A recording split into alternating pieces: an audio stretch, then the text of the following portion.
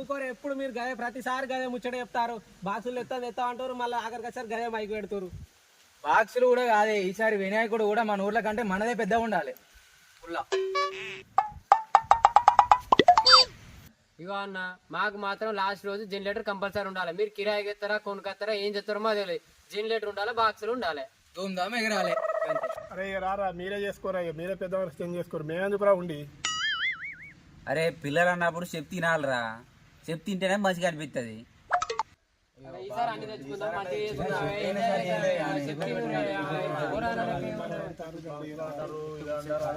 అట్లా కాదు